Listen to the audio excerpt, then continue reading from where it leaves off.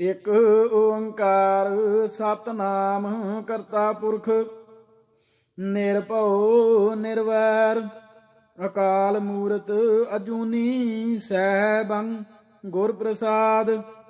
ਵਾਹਿਗੁਰੂ ਜੀ ਕਾ ਖਾਲਸਾ ਵਾਹਿਗੁਰੂ ਜੀ ਕੀ ਫਤਿਹ। ਸਰਦਾਰ ਅਜਮੇਰ ਸਿੰਘ ਜੀ ਦੀ ਰਚਨਾ 20ਵੀਂ ਸਦੀ ਦੀ ਸਿੱਖ ਰਾਜਨੀਤੀ ਭਾਗ 26ਵਾਂ। ਸੰਤ ਫਤਿਹ ਸਿੰਘ ਨੇ ਸੰਗਤਾਂ ਨੂੰ ਸਿੱਧੇ ਤੌਰ ਤੇ ਆਖਿਆ ਹੋਇਆ ਸੀ ਕਿ ਜਿੰਨਾ ਚਿਰ ਤੱਕ ਮਾਸਟਰ ਤਾਰਾ ਸਿੰਘ ਜੀ ਉਹਨਾਂ ਨੂੰ ਸਿੱਧੇ ਤੌਰ ਤੇ ਆ ਕੇ ਨਹੀਂ ਆਖਦੇ ਉਹਨਾਂ ਚਿਰ ਤੱਕ ਉਹ ਮਰਨ ਵਰਤ ਨਹੀਂ ਛੱਡਣਗੇ। ਉਧਰ ਮਾਸਟਰ ਤਾਰਾ ਸਿੰਘ ਨੇ ਨਹਿਰੂ ਦਾ ਬਿਆਨ ਪੜ੍ਹਨ ਤੋਂ ਬਾਅਦ ਫੌਰੀ ਦਿੱਲੀ ਤੋਂ ਸੰਤ ਫਤਿਹ ਸਿੰਘ ਨੂੰ ਇਹ ਤਾਰ ਭੇਜ ਦਿੱਤੀ ਕਿ ਮੈਂ ਸਰਦਾਰ ਨਗਰ ਵਿੱਚ ਪ੍ਰਧਾਨ ਮੰਤਰੀ ਦੁਆਰਾ ਦਿੱਤੇ ਗਏ ਭਾਸ਼ਣ ਤੋਂ ਸੰਤੁਸ਼ਟ ਹਾਂ, ਇਸ ਲਈ ਤੁਹਾਨੂੰ ਆਪਣਾ ਵਰਤ ਤੋੜ ਦੇਣ ਲਈ ਬੇਨਤੀ ਕਰਦਾ ਹਾਂ। ਇਹ ਭਾਸ਼ਣ ਤੁਹਾਡੇ ਪ੍ਰਣ ਦੀਆਂ ਸ਼ਰਤਾਂ ਪੂਰੀਆਂ ਕਰਦਾ ਹੈ। ਸੰਤ ਫਤਿਹ ਸਿੰਘ ਨੇ ਮਾਸਟਰ ਜੀ ਦਾ ਸੰਦੇਸ਼ ਮਿਲਦਿਆਂ ਹੀ 9 ਜਨਵਰੀ 1961 ਨੂੰ ਸਵੇਰੇ 8:30 ਵਜੇ ਆਪਣਾ 22 ਦਿਨਾਂ ਤੋਂ ਚੱਲ ਰਿਹਾ ਵਰਤ ਖਤਮ ਕਰ ਦਿੱਤਾ। ਇਉਂ ਪੰਜਾਬੀ ਸੂਬੇ ਦੀ ਜਦੋਜਹਿਦ ਦੇ ਇੱਕ ਕਾਂਡ ਦਾ ਦਿਲ ਢਾਹੂ ਅੰਤ ਹੋ ਗਿਆ। ਸਿੱਖ ਜਗਤ ਨੂੰ ਜਦ ਸੰਤ ਫਤਿਹ ਸਿੰਘ ਦੁਆਰਾ ਭਾਰਤ ਸਰਕਾਰ ਕੋਲੋਂ ਪੰਜਾਬੀ ਸੂਬੇ ਬਾਰੇ ਸਪਸ਼ਟ ਅਤੇ ਠੋਸ ਯਕੀਨ ਦਾ ਦਹਾਨੀ ਹਾਸਲ ਕੀਤੇ ਬਗੈਰ ਹੀ ਮਰਨ ਵਰਤ ਛੱਡ ਦੇਣ ਦੀ ਖਬਰ ਮਿਲੀ ਤਾਂ ਉਸ ਨੂੰ ਇੱਕਦਮ ਗੰਭੀਰ ਸਦਮਾ ਪਹੁੰਚਿਆ। ਉਸ ਅੰਦਰ ਇੱਕ ਤਾਂ ਇਹ ਅਹਿਸਾਸ ਜ਼ੋਰ ਫੜ ਤੁਰਿਆ ਕਿ ਕੇਵਲ ਲੀਡਰਸ਼ਿਪ ਦੀ ਕਮਜ਼ੋਰੀ ਦੀ ਵਜ੍ਹਾ ਕਰਕੇ ਪੰਥ ਜਿੱਤੀ ਹੋਈ ਬਾਜੀ ਹਾਰ ਗਿਆ। ਦੂਜਾ, ਸੰਤ ਫਤਿਹ ਸਿੰਘ ਦੁਆਰਾ ਅਕਾਲ ਤਖਤ ਉੱਤੇ ਕੀਤੇ ਪ੍ਰਣ ਨਿਭਾਉਣ ਤੋਂ ਕਾਇਰਾਂ ਵਾਂਗ ਭੱਜ ਜਾਣ ਦੇ ਕਰਮ ਨੇ ਸਿੱਖ ਜਨਤਾ ਦੀਆਂ ਨਾ ਸਿਰਫ ਧਾਰਮਿਕ ਭਾਵਨਾਵਾਂ ਨੂੰ ਗਹਿਰੀ ਚੋਟ ਪਹੁੰਚਾਈ, ਸਗੋਂ ਉਹਨਾਂ ਆਪਣੇ ਆਪ ਨੂੰ ਸੰਸਾਰ ਸਾਹਮਣੇ ਬੁਰੇ ਢੰਗ ਨਾਲ ਬੇਇੱਜ਼ਤ ਤੇ ਜਲੀਲ ਹੋਇਆ ਮਹਿਸੂਸ ਕੀਤਾ। ਸਿੱਖ ਕੌਮ ਆਪਣੇ ਲੀਡਰਾਂ ਦੀਆਂ ਹੋਰ ਸਭ ਖਾਮੀਆਂ ਸਹਿਣ ਕਰ ਸਕਦੀ ਹੈ, ਪਰ ਉਸ ਕੋਲੋਂ ਆਪਣੇ ਆਗੂਆਂ ਦਾ ਗਿੱਧੀ ਪੂਣਾ ਨਹੀਂ ਝੱਲਿਆ ਜਾਂਦਾ। ਲੀਡਰਸ਼ਿਪ ਘੱਟ ਸਿਆਣੀ ਹੋਵੇ ਤਾਂ ਕੋਈ ਗੱਲ ਨਹੀਂ, ਪਰ ਉਹ ਬੁਜ਼ਦਿਲ ਹੋਵੇ ਇਹ ਨਾਮੁਮਕਿਨ ਹੈ। ਸਿੱਖ ਮਾਨਸਿਕਤਾ ਦਾ ਇਹ ਲੱਛਣ ਸਿੱਖ ਰਾਜਨੀਤੀ ਉੱਤੇ ਆਪਣੀ ਗਹਿਰੀ ਛਾਪ ਛੱਡਦਾ ਰਿਹਾ ਹੈ, ਅਤੀਤ ਅੰਦਰ ਵੀ ਅਤੇ ਵਰਤਮਾਨ ਸਮੇਂ ਵਿੱਚ ਵੀ, ਕਿਉਂਕਿ ਸੰਤ ਫਤਿਹ ਸਿੰਘ ਨੇ ਆਪਣੇ ਵਰਤ ਸੰਬੰਧੀ ਕੋਈ ਵੀ ਫੈਸਲਾ ਕਰਨ ਦੀ ਗੱਲ ਮਾਸਟਰ ਤਾਰਾ ਸਿੰਘ ਉੱਤੇ ਸੁੱਟ ਦਿੱਤੀ ਹੋਈ ਸੀ ਅਤੇ ਉਸਨੇ ਆਪਣਾ ਵਰਤ ਅਤੇ ਪ੍ਰਣ ਮਾਸਟਰ ਜੀ ਦੀ ਹੀ ਜ਼ਾਤੀ ਹਿਦਾਇਤ ਉੱਤੇ ਹੀ ਤੋੜਿਆ ਸੀ। ਇਸ ਕਰਕੇ ਸਿੱਖ ਜਗਤ ਦੇ ਗੁੱਸੇ ਦੀ ਧਾਰ ਸੰਤ ਦੀ ਬਜਾਏ ਮਾਸਟਰ ਜੀ ਵੱਲ ਸਿੱਧਤ ਹੋ ਗਈ। 11 ਜਨਵਰੀ ਨੂੰ ਰਾਤ ਨੂੰ ਜਦ ਮਾਸਟਰ ਤਾਰਾ ਸਿੰਘ ਨੇ ਮੰਜੀ ਸਾਹਿਬ ਵਿਖੇ ਸੰਗਤਾਂ ਦੇ ਭਰਵੇਂ ਇਕੱਠ ਸਾਹਮਣੇ ਆਪਣੀ ਸਫਾਈ ਅਤੇ ਸਪਸ਼ਟੀਕਰਨ ਦੇਣ ਦਾ ਯਤਨ ਕੀਤਾ ਤਾਂ ਉਹਨਾਂ ਨੂੰ ਸੰਗਤਾਂ ਦੀ ਭਾਰੀ ਨਾਰਾਜ਼ਗੀ ਦਾ ਸਾਹਮਣਾ ਕਰਨਾ ਪਿਆ। ਅਗਲੇ ਦਿਨ ਉਹਨਾਂ ਨੂੰ ਸੰਗਤਾਂ ਦੇ ਵਿਰੋਧ ਤੇ ਟੋਕਾ ਟਾਕੀ ਕਾਰਨ ਆਪਣਾ ਭਾਸ਼ਣ ਅੱਧ ਵਿਚਾਲੇ ਬੰਦ ਕਰਨਾ ਪੈ ਗਿਆ। ਉਸ ਤੋਂ ਅਗਲੇ ਦਿਨ ਮੁਕਤਸਰ ਵਿਖੇ ਮਾਘੀ ਦੇ ਜੋੜ ਮੇਲੇ ਤੇ ਉਹਨਾਂ ਨੂੰ ਫਿਰ ਉਸੇ ਤਰ੍ਹਾਂ ਸੰਗਤਾਂ ਦੇ ਵਿਰੋਧ ਤੇ ਗੁੱਸੇ ਦਾ ਸ਼ਿਕਾਰ ਹੋਣਾ ਪਿਆ। ਭਾਵੇਂ ਇਸ ਘਟਨਾਕ੍ਰਮ ਪਿੱਛੇ ਉਹ ਕੁਝ ਹੱਦ ਤੱਕ ਅਕਾਲੀ ਦਲ ਅੰਦਰਲੀ ਧੜੇਬੰਦਕ ਲੜਾਈ ਦਾ ਵੀ ਹੱਥ ਸੀ, ਪਰ ਇਹ ਗੱਲ ਅੰਨਿਆਂ ਨੂੰ ਵੀ ਦਿਖਣ ਨੂੰ ਕੁਝ ਓਲੇ ਨਹੀਂ ਸੀ ਕਿ ਸਿੱਖ ਜਗਤ ਦੇ ਕਾਫੀ ਵੱਡੇ ਹਿੱਸਿਆਂ ਦਾ ਮਾਸਟਰ ਤਾਰਾ ਸਿੰਘ ਤੋਂ ਮੂੰਹ ਭੰਗ ਹੋ ਚੁੱਕਾ ਸੀ। ਇਸ ਦੌਰਾਨ ਕੁਝ ਸੁਹਿਰਦ ਵਿਅਕਤੀਆਂ ਨੇ ਮਸਲੇ ਦਾ ਗੱਲਬਾਤ ਰਾਹੀਂ ਹੱਲ ਕੱਢਣ ਤੇ ਯਤਨ ਵਜੋਂ ਸੰਤ ਫਤਿਹ ਸਿੰਘ ਤੇ ਨਹਿਰੂ ਵਿਚਕਾਰ ਸਿੱਧਮ ਸਿੱਧੀ ਗੱਲਬਾਤ ਦਾ ਪ੍ਰਬੰਧ ਕੀਤਾ। ਦੋਨਾਂ ਵਿਚਕਾਰ ਕੁੱਲ ਮਿਲਾ ਕੇ 3 ਮੀਟਿੰਗਾਂ ਹੋਈਆਂ। ਪਹਿਲੀ ਮੀਟਿੰਗ 8 ਫਰਵਰੀ 1961 ਅੰਦਰ ਨਹਿਰੂ ਨੇ ਪੰਜਾਬੀ ਸੂਬੇ ਦੀ ਮੰਗ ਨਾ ਮੰਨਣ ਦੇ ਮੁੱਖ ਤੌਰ ਤੇ 2 ਕਾਰਨ ਗਿਣਾਏ। ਪਹਿਲਾ ਇਹ ਕਿ ਪੰਜਾਬੀ ਸੂਬੇ ਅੰਦਰ ਹਿੰਦੂ ਵਰਗ ਘੱਟ ਗਿਣਤੀ ਵਿੱਚ ਰਹਿ ਜਾਏਗਾ, ਜਿਸ ਨਾਲ ਉਸ ਦੇ ਹਿੱਤਾਂ ਨੂੰ ਖਤਰੇ ਖੜੇ ਹੋ ਸਕਦੇ ਹਨ। ਦੂਜਾ ਕਿ ਪੰਜਾਬ ਦੀ ਇੱਕ ਹੋਰ ਵੰਡ ਹੋ ਜਾਣ ਨਾਲ ਹੋਰਨਾਂ ਰਾਜਾਂ ਅੰਦਰ ਬੈਠੇ ਸਿੱਖਾਂ ਨੂੰ ਮੁਸ਼ਕਲ ਹਾਲਾਤ ਦਾ ਸਾਹਮਣਾ ਕਰਨਾ ਪੈ ਸਕਦਾ। ਇਹਨਾਂ ਦੋਨੋਂ ਗੱਲਾਂ ਚੋਂ ਨਹਿਰੂ ਦੇ ਫਿਰਕੂ ਝੁਕਾਓ ਸਾਫ਼ ਪ੍ਰਗਟ ਹੋ ਜਾਂਦੇ ਹਨ। ਦੂਜੀ ਮੀਟਿੰਗ 1 ਮਾਰਚ 1961 ਵਿੱਚ ਨਹਿਰੂ ਨੇ ਫਿਰ ਪੰਜਾਬੀ ਸੂਬੇ ਅੰਦਰ ਹਿੰਦੂਆਂ ਦੇ ਹਿੱਤਾਂ ਨੂੰ ਖਤਰੇ ਦੀ ਗੱਲ ਦੁਹਰਾਈ। ਤੀਜੀ ਮੀਟਿੰਗ 12 ਮਈ 1961 ਅੰਦਰ ਨਹਿਰੂ ਨੇ ਇਹ ਕਹਿ ਕੇ ਗੱਲ ਨਿਬੇੜ ਦਿੱਤੀ ਕਿ ਪੰਜਾਬੀ ਸੂਬੇ ਦੀ ਸਥਾਪਨਾ ਕਿਸੇ ਵੀ ਸੂਰਤ ਨਹੀਂ ਕੀਤੀ ਜਾਵੇਗੀ, ਕਿਉਂਕਿ ਨਾ ਇਹ ਦੇਸ਼ ਦੇ ਹਿੱਤ ਵਿੱਚ ਹੈ ਅਤੇ ਨਾ ਹੀ ਸਿੱਖਾਂ ਦੇ। ਸਿਰਲੇਖ ਮਾਸਟਰ ਤਾਰਾ ਸਿੰਘ ਦਾ ਮਰਨ ਵਰਤ। ਹਿੰਦੂ ਹਾਕਮਾਂ ਦੇ ਇਸ ਨਿਹੱਕੇ ਰਵੱਈਏ ਨੇ ਅਕਾਲੀ ਲੀਡਰਸ਼ਿਪ ਸਾਹਮਣੇ ਇੱਕ ਗੰਭੀਰ ਹਾਲਤ ਪੈਦਾ ਕਰ ਦਿੱਤੀ। ਇਸ ਹਾਲਤ ਉੱਤੇ ਵਿਚਾਰ ਕਰਨ ਲਈ 28 ਮਈ 1961 ਨੂੰ ਅੰਮ੍ਰਿਤਸਰ ਵਿਖੇ ਸ਼੍ਰੋਮਣੀ ਅਕਾਲੀ ਦਲ ਦੀ ਜਨਰਲ ਬਾਡੀ ਮੀਟਿੰਗ ਬੁਲਾਈ ਗਈ। ਸਿੱਖ ਪੰਥ ਪ੍ਰਤੀ ਸੁਹਿਰਦ ਸੋਚ ਰੱਖਣ ਵਾਲੇ ਕੁਝ ਗੈਰ ਸਿੱਖ ਅਤੇ ਗੈਰ ਅਕਾਲੀ ਸੱਜਣ ਪੁਰਸ਼ਾਂ ਨੇ ਵੀ ਇਸ ਮੀਟਿੰਗ ਅੰਦਰ ਵਿਸ਼ੇਸ਼ ਪ੍ਰਾਹੁਣਿਆਂ ਦੀ ਹੈਸੀਅਤ ਵਿੱਚ ਹਿੱਸਾ ਲਿਆ। ਇਸ ਮੀਟਿੰਗ ਦੁਆਰਾ ਪਾਸ ਕੀਤੇ ਮਤੇ 'ਚ ਭਾਰਤ ਦੇ ਹਾਕਮਾਂ ਵੱਲੋਂ ਸਿੱਖ ਪੰਥ ਪ੍ਰਤੀ ਫਿਰਕੂ ਅਤੇ ਦੁਸ਼ਮਣੀ ਭਰਿਆ ਰਵੱਈਆ ਧਾਰਨ ਕਰਨ ਬਦਲੇ ਉਹਨਾਂ ਦੀ ਬਹੁਤ ਹੀ ਕਾਟਵੀਂ ਨੁਕਤਾਚੀਨੀ ਕੀਤੀ ਗਈ। ਕਾਂਗਰਸੀ ਹਾਕਮਾਂ ਉੱਤੇ ਸਿੱਖ ਭਾਈਚਾਰੇ ਨਾਲ 7 ਬੇਗਾਨਿਆਂ ਵਰਗਾ ਵਰਤਾਓ ਕਰਨ ਦਾ ਦੋਸ਼ ਲਾਉਂਦਿਆਂ ਹੋਇਆਂ ਮੀਟਿੰਗ ਇਸ ਨਿਰਣੇ ਤੇ ਅਪੜੀ ਕਿ ਸਿੱਖਾਂ ਸਾਹਮਣੇ ਦੋ ਹੀ ਰਾਹ ਬਚਦੇ ਹਨ, ਜਾਂ ਤਾਂ ਸਿਰੇ ਦੀ ਕੁਰਬਾਨੀ ਦੇ ਦਿੱਤੀ ਜਾਵੇ ਅਤੇ ਜਾਂ ਫਿਰ ਉਹ ਭਾਣਾ ਮੰਨ ਲੈਣ ਅਤੇ ਆਪਣੀ ਹਸਤੀ ਮਿਟਾਉਣ ਹੀ ਪ੍ਰਵਾਨ ਕਰ ਲੈਣ। ਅਕਾਲੀ ਲੀਡਰਸ਼ਿਪ ਜਾਂ ਕੋਈ ਵੀ ਸਿੱਖ ਸਿੱਧੇ ਰੂਪ ਵਿੱਚ ਹਿੰਦੂ ਹਾਕਮਾਂ ਦੀ ਈਨ ਮੰਨਣ ਦੀ ਗੱਲ ਕਿਵੇਂ ਪ੍ਰਵਾਨ ਕਰ ਸਕਦਾ ਸੀ। ਸੋ ਅਕਾਲੀ ਦਲ ਨੇ ਭਾਰਤ ਦੇ ਅਤੇ ਸੰਸਾਰ ਭਰ ਦੇ ਲੋਕਾਂ ਦੀਆਂ ਜ਼ਮੀਰਾਂ ਨੂੰ ਟੁੰਬਣ ਲਈ ਇੱਕ ਵਾਰ ਫਿਰ ਸਵੈ ਕੁਰਬਾਨੀ ਦਾ ਭਾਵ ਕਿ ਮਰਨ ਵਰਤ ਦਾ ਹਥਿਆਰ ਅਜਮਾਉਣ ਦਾ ਫੈਸਲਾ ਕਰ ਲਿਆ। ਮਾਸਟਰ ਤਾਰਾ ਸਿੰਘ ਤੇ ਸੰਤ ਫਤਿਹ ਸਿੰਘ ਦੋਨਾਂ ਲਈ ਹੀ ਪਿਛਲੀ ਬਦਨਾਮੀ ਤੇ ਦਾਗ ਨੂੰ ਧੋ ਸੁੱਟਣ ਦਾ ਇਹ ਗਨੀਮਤ ਮੌਕਾ ਸੀ। ਸ਼ਾਇਦ ਦੋਨੋਂ ਹੀ ਦਿਲੋਂ ਇਸ ਕਲੰਕ ਤੋਂ ਸੁਰਖਰੂ ਹੋਣ ਦੀ ਇੱਛਾ ਰੱਖਦੇ ਸਨ, ਪਰ ਅਕਾਲੀ ਦਲ ਦੀ ਵਰਕਿੰਗ ਕਮੇਟੀ ਨੇ ਇਸ ਵਾਰ ਸੰਤ ਫਤਿਹ ਸਿੰਘ ਦੀ ਥਾਂ ਮਾਸਟਰ ਤਾਰਾ ਸਿੰਘ ਨੂੰ ਮੌਕਾ ਦੇਣ ਦਾ ਫੈਸਲਾ ਕੀਤਾ। ਇਸ ਤਰ੍ਹਾਂ ਮਾਸਟਰ ਤਾਰਾ ਸਿੰਘ ਨੇ 15 ਅਗਸਤ ਨੂੰ ਭਾਰਤ ਦੀ ਆਜ਼ਾਦੀ ਦੀ 14ਵੀਂ ਵਰ੍ਹੇਗੰਢ ਦੇ ਸ਼ੁਭ ਦਿਹਾੜੇ ਤੇ ਆਪਣਾ ਮਰਨ ਵਰਤ ਆਰੰਭ ਕਰ ਦਿੱਤਾ। ਪ੍ਰੈਸ ਨੇ ਤਾਂ ਜਾਰੀ ਕੀਤੇ ਇੱਕ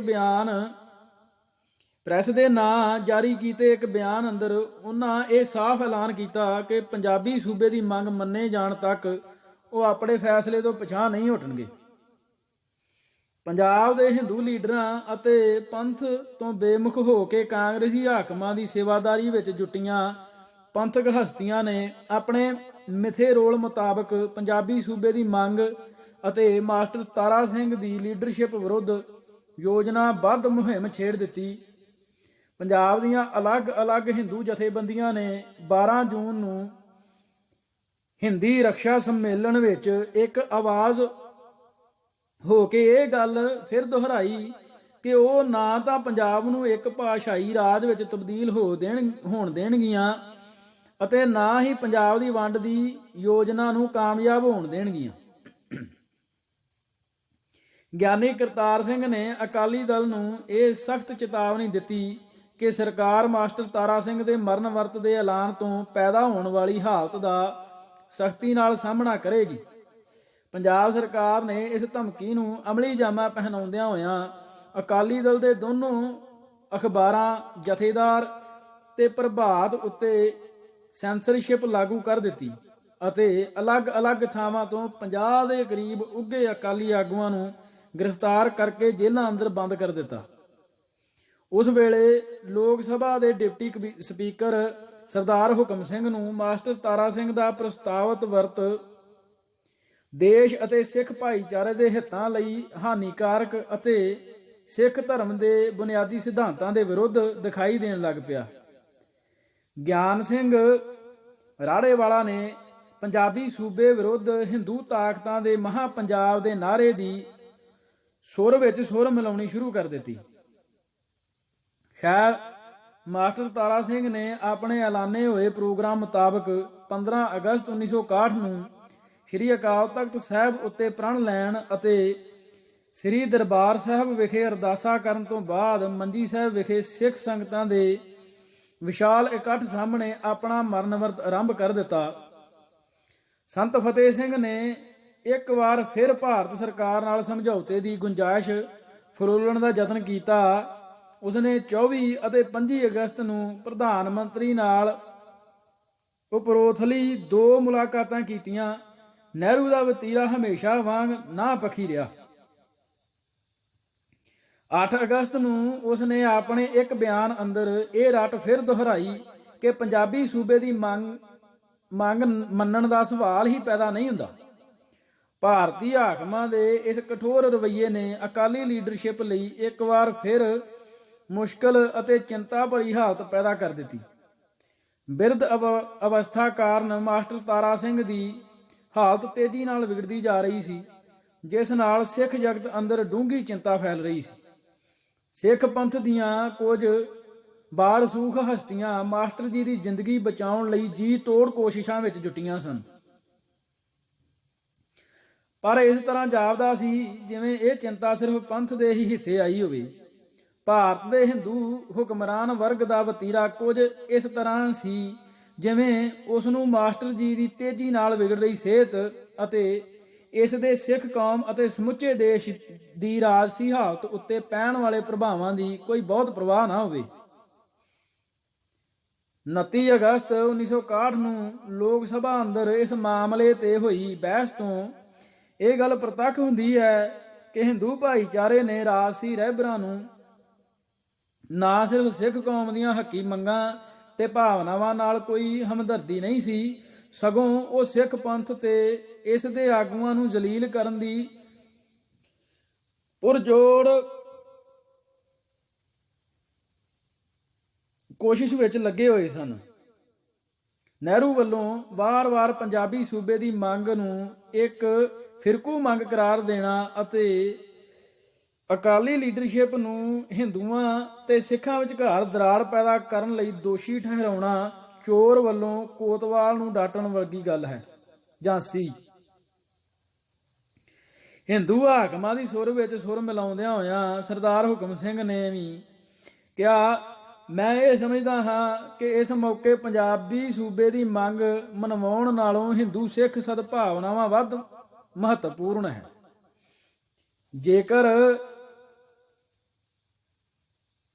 ਇਸ ਸਮੇਂ ਪੰਜਾਬੀ ਸੂਬੇ ਦੀ ਮੰਗ ਤੇ ਜ਼ੋਰ ਦਿੱਤਾ ਜਾਂਦਾ ਹੈ ਤਾਂ ਅਸੀਂ ਤਣਾਅ ਪੈਦਾ ਕਰ ਰਹੇ ਹੋਵਾਂਗੇ ਅਤੇ ਹਿੰਦੂਆਂ ਤੇ ਸਿੱਖਾਂ ਵਿਚਕਾਰ ਇੱਕ ਪੱਕਾ ਪਾਟਕ ਪਾ ਰਹੇ ਹੋਵਾਂਗੇ। ਇਸ ਵੇਲੇ ਮੈਂ ਪੰਜਾਬੀ ਸੂਬੇ ਲਈ ਯਤਨਸ਼ੀਲ ਨਹੀਂ ਹੋਵਾਂਗਾ। ਹਿੰਦੂ ਸਿੱਖ ਸਦਭਾਵਨਾਵਾਂ ਮੇਰੇ ਲਈ ਭਾਸ਼ਾਈ ਰਾਜ ਦੀ ਮੰਗ ਨਾਲੋਂ ਵਧੇਰੇ ਪਿਆਰੀ ਹੈ। ਲੋਕ ਸਭਾ ਅਤੇ ਰਾਜ ਸਭਾ ਅੰਦਰ ਜਵਾਹਰ ਲਾਲ ਨਹਿਰੂ ਨੇ ਇਸ ਮਸਲੇ ਬਾਰੇ ਜੋ ਭਾਸ਼ਣ ਦਿੱਤੇ, ਉਹਨਾਂ ਵਿੱਚੋਂ ਉਸਦੇ ਫਿਰਕੂ ਤਵੱਸਬ ਸਿਰ ਚੜ੍ਹ ਬੋਲੇ। ਉਸਨੇ ਪੰਜਾਬੀ ਸੂਬੇ ਦੀ ਸਥਾਪਨਾ ਨਾਲ ਪੰਜਾਬ ਅੰਦਰ ਘਰੇਲੂ ਜੰਗ ਛਿੜ ਪੈਣ ਦੀ ਧਮਕੀ ਦਿੰਦਿਆਂ ਹੋਇਆਂ ਆਪਣਾ ਇਹ ਅੰਤਮ ਫੈਸਲਾ ਸੁਣਾ ਦਿੱਤਾ ਕਿ ਪੰਜਾਬੀ ਸੂਬਾ ਬਣਾਉਣ ਦੀ ਗੱਲ ਤਾਂ ਦੂਰ, ਅਸੀਂ ਇਸ ਦ੍ਰਿੜ ਫੈਸਲੇ ਤੇ ਪਹੁੰਚੇ ਹਾਂ ਕਿ ਅਸੀਂ ਪੰਜਾਬੀ ਸੂਬੇ ਦੀ ਮੰਗ ਲਈ ਅਸੂਲੀ ਸਹਿਮਤੀ ਦੇਣ ਲਈ ਵੀ ਤਿਆਰ ਨਹੀਂ।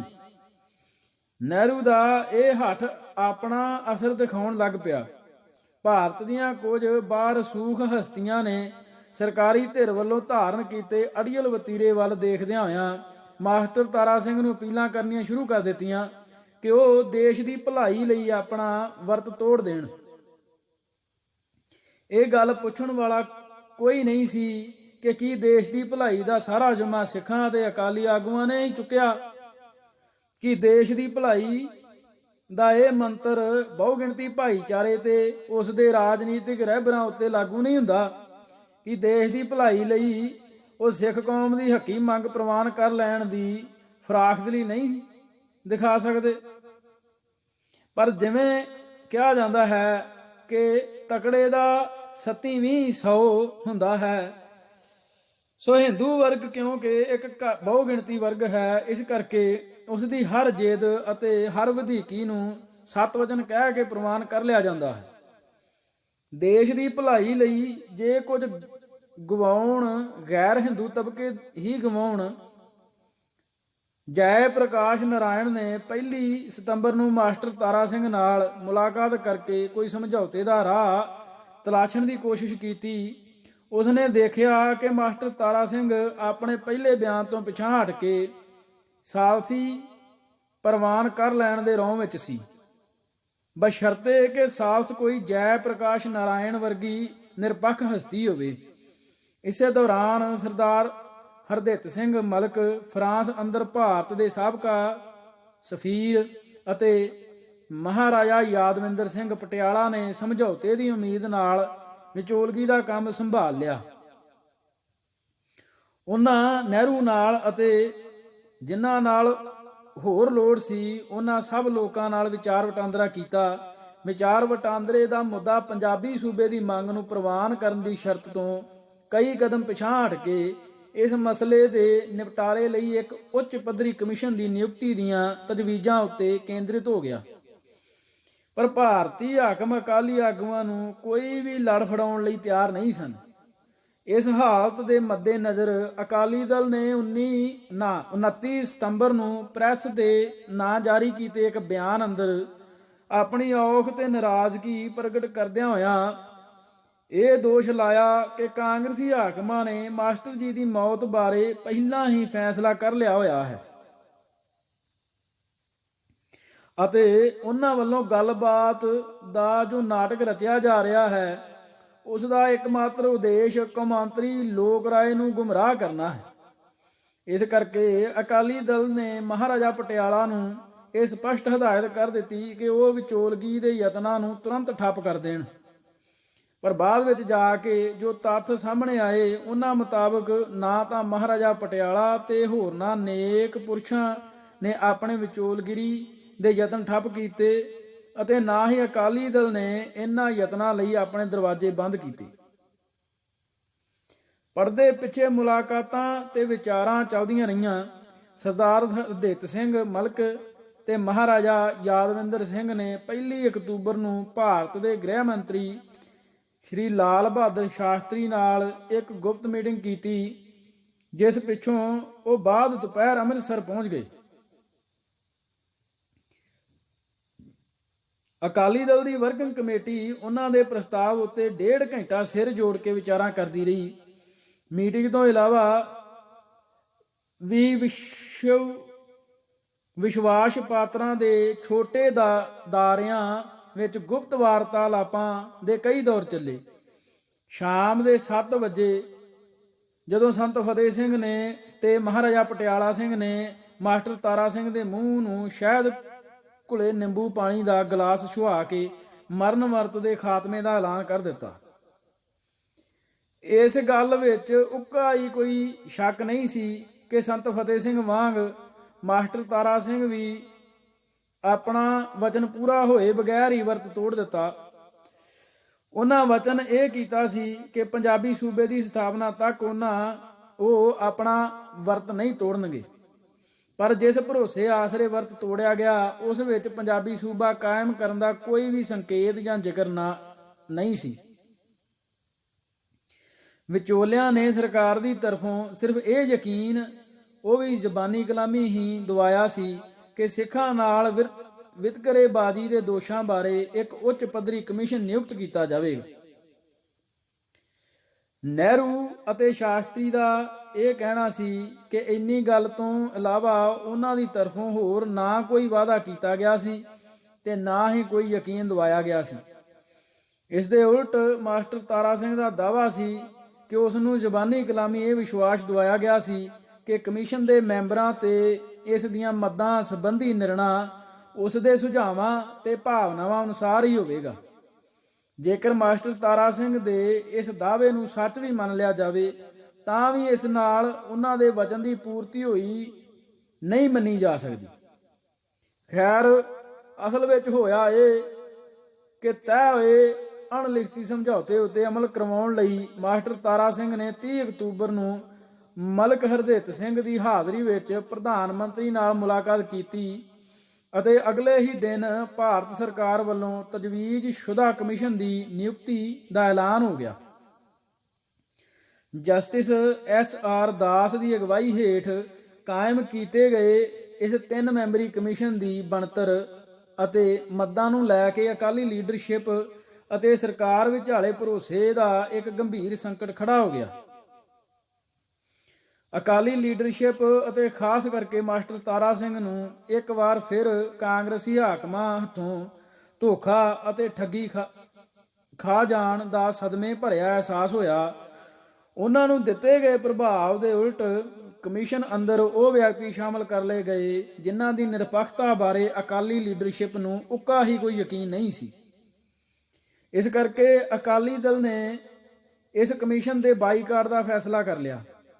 ਕਾਂਗਰਸੀ ਹਾਕਮਾਂ ਦੇ ਹੱਥ ਠੋਕੇ ਨੈਸ਼ਨਲਿਸਟ ਸਿੱਖਾਂ ਦੀ ਇੱਕ ਨਾਮ ਨਿਹਾਦ ਜਥੇਬੰਦੀ ਨੂੰ ਛੱਡ ਕੇ ਬਾਕੀ ਸਾਰੀਆਂ ਸਿੱਖ ਜਥੇਬੰਦੀਆਂ ਤੇ ਸੰਸਥਾਵਾਂ ਨੇ ਇਸ ਕਮਿਸ਼ਨ ਦਾ ਮੁਕੰਮਲ ਰੂਪ ਵਿੱਚ ਬਾਈਕਾਟ ਕੀਤਾ। ਨੈਸ਼ਨਲਿਸਟ ਸਿੱਖਾਂ ਦੀ ਨੁਮਾਇੰਦਗੀ ਕਰਦਿਆਂ ਡਾਕਟਰ ਗੋਪਾਲ ਸਿੰਘ ਦਰਦੀ ਨੇ ਕਮਿਸ਼ਨ ਅੱਗੇ ਪੂਰੀ ਬੇਹਯਾਈ ਨਾਲ ਇਹ ਗੱਲ ਆਖੀ ਕਿ ਭਾਰਤ ਅੰਦਰ ਸਿੱਖਾਂ ਨਾਲ ਕੋਈ ਵਿਤਕਰਾ ਤੇ ਵੈਰ ਭਾਵ ਨਹੀਂ ਵਰਤਿਆ ਜਾ ਰਿਹਾ।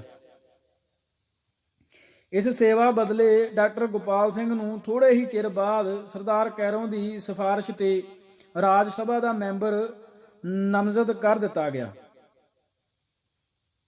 ਦਾਸ ਕਮਿਸ਼ਨ ਨੇ ਕਾਰਵਾਈ ਦਾ ਨਾਟਕ ਪੂਰਾ ਕਰਨ ਤੋਂ ਬਾਅਦ 9 ਫਰਵਰੀ 1962 ਨੂੰ ਆਪਣੀ ਰਿਪੋਰਟ ਪੇਸ਼ ਕਰ ਦਿੱਤੀ, ਜਿਸ ਵਿੱਚ ਸਿੱਖਾਂ ਦਾ ਨਾਲ ਵਿਤਕਰੇ ਦੇ ਦੋਸ਼ਾਂ ਨੂੰ ਆਧਾਰਹੀਣ ਦੱਸਿਆ ਹੋਇਆ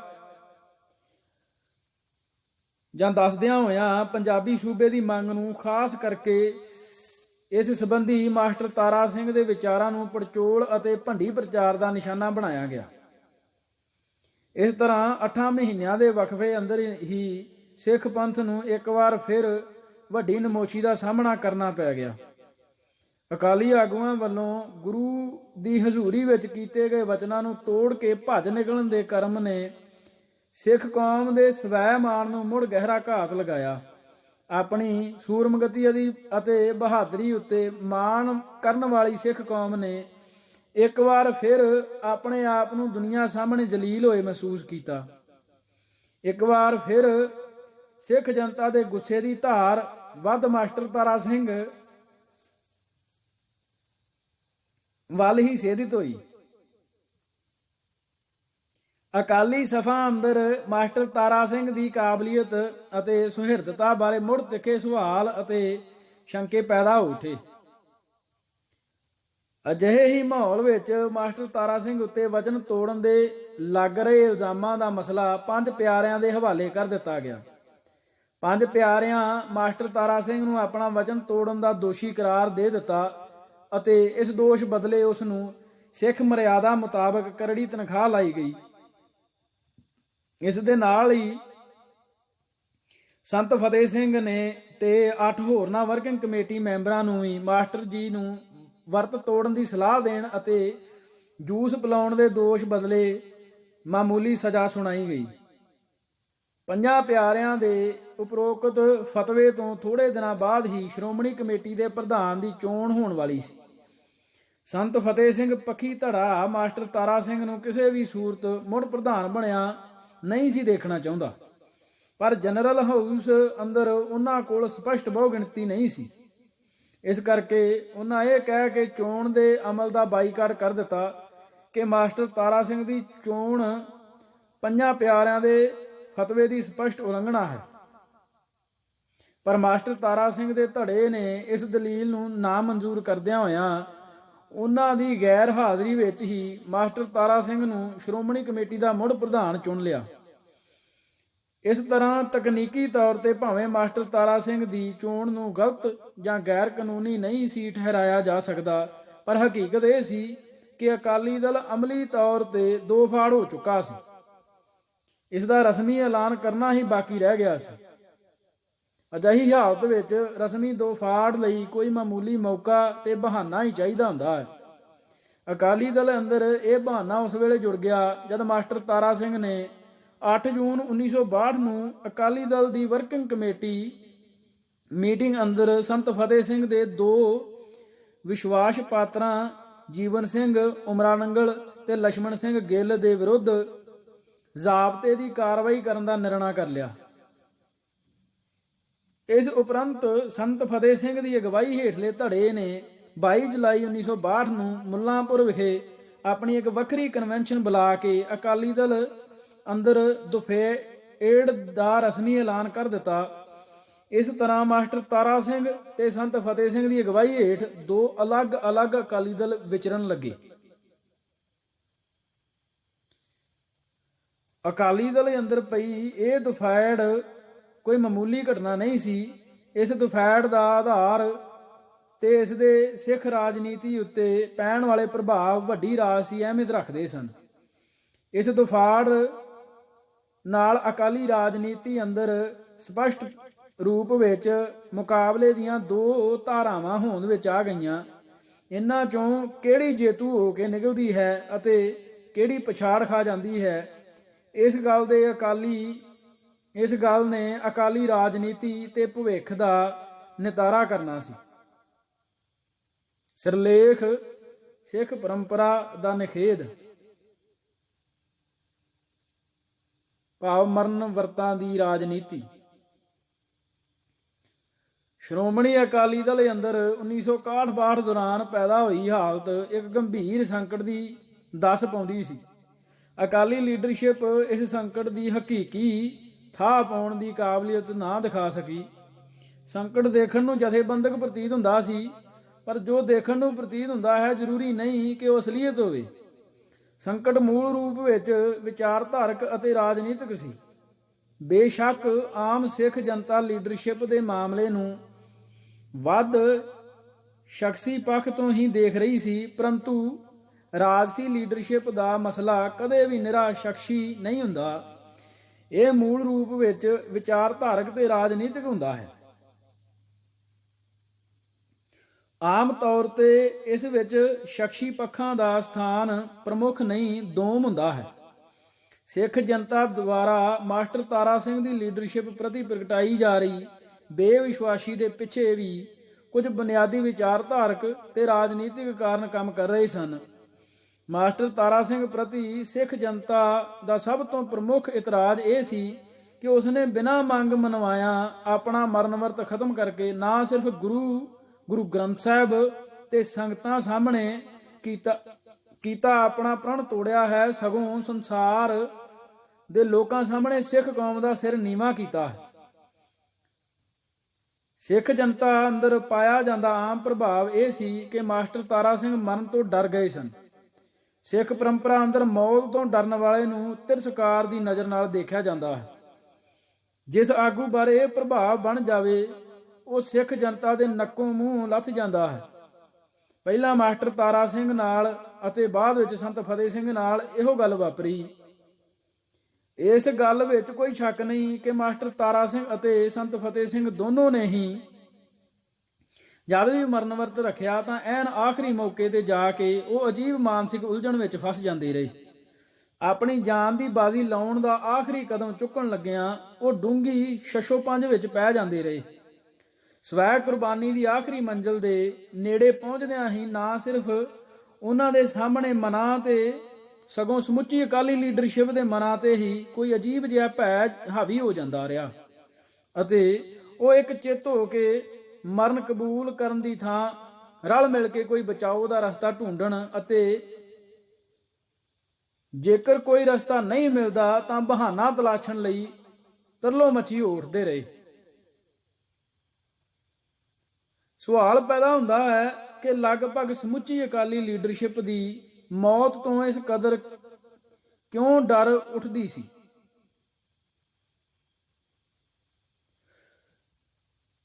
ਸਵਾਲ ਇਹ ਪੈਦਾ ਹੁੰਦਾ ਹੈ ਕਿ ਲਗਭਗ ਸਮੁੱਚੀ ਅਕਾਲੀ ਲੀਡਰਸ਼ਿਪ ਹੀ ਮੌਤ ਤੋਂ ਇਸ ਕਦਰ ਕਿਉਂ ਡਰ ਉੱਠਦੀ ਰਹੀ।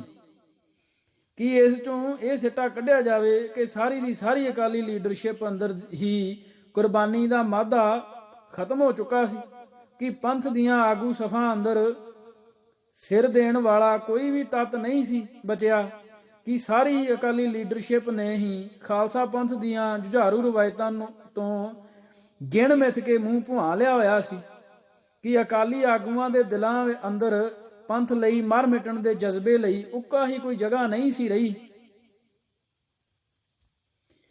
ਇਹਨਾਂ ਸਵਾਲਾਂ ਦੇ ਜਵਾਬ ਅਗਲੇ ਭਾਗ 'ਚ ਲੱਭਾਂਗੇ ਜੀ।